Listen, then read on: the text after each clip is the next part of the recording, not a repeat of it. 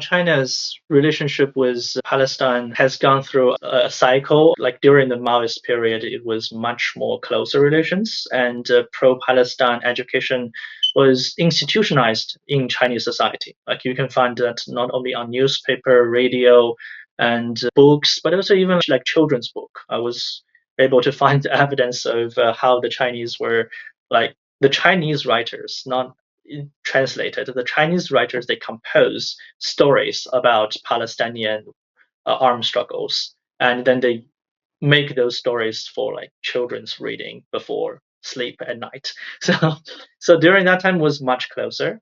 From the 80s until basically right now, the relationship between China and Palestine become much more distant, and a lot of things really relies only on the forms. It's like only on like the diplomatic forms. Every year we still release those diplomatic rhetoric supporting Palestine, but in reality, the relationship was very distant, and people don't really know much about it. All of those atrocities happening in Palestine from, let's say, early 2000s to right now, like 20 years, like a lot of things, a lot of atrocities have taken place. And none of them actually like shifted Chinese policy in like concrete sense, right? Like because the Chinese were still like trading with Israel intensively, and then the trade volume was increasing. But with the current war in Gaza, I think a lot of things are coming to change because in the government sense, following the war in Gaza, it's like you first time see that the trade volume between China and Israel dropped, mainly because of security reason. It's not because of ideological reason, unfortunately, but because of the security reason, the capital just feel like it's not safe to invest there anymore. And then the first time that the trade volume dropped. But also one other interesting thing is that both the Chinese and Israelis lost faith in trading with each other because of the diplomacy controversy over Gaza. So basically, what happened is that following the October 7th, the Israelis demanded the Chinese to condemn the attack, which the Chinese government refused. Until today, they just like refuse to say anything about it. And then they say like, oh, we regret, that's a tragedy. But that tragedy is rooted in the prolonged history of the Palestinian-Israeli conflict. And if you look at the Chinese official statement published in the International Court of Justice, use very straightforward language to say that the attack basically happened because of the prolonged Israeli occupation of Palestine. And this thing is not making the Israelis happy.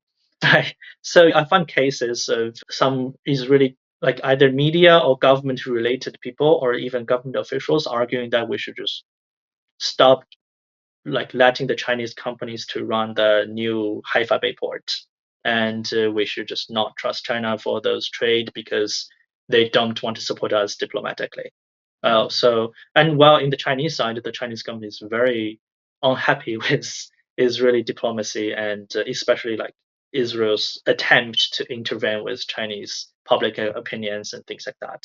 So, in the government level, I would say that with because of the Gaza war and because of the diplomatic controversy happening between China and Israel, like diplomatic disputes between the two countries, the the economic trade is going to probably face some problems in the foreseeable future. And the honeymoon type of a relation that lasted from 2015 to basically 2021 is probably not going to continue.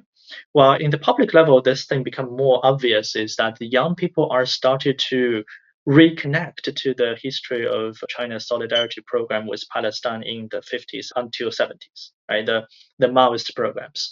If you're like check Chinese internet and things like that, you would find that people started to retweet documentaries made in the 1970s, Chinese made documentaries in support of Palestine, and sharing Mao's writing on like the Palestinian issue. And they started to reconnect to a lot of literature and artistic works made in those era, like posters, paintings, and all of those pieces of arts in support of Palestine made in the past.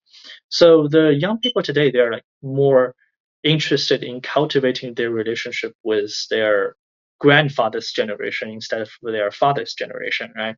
And meanwhile, they are producing new things. They're like producing new pieces of literature and arts in support of Palestine every day. They are forming their own understanding of the Palestinian issue, and largely they're forming those understanding of the Palestinian issue based on their what they have seen, their sense of justice when they see the genocide in Gaza.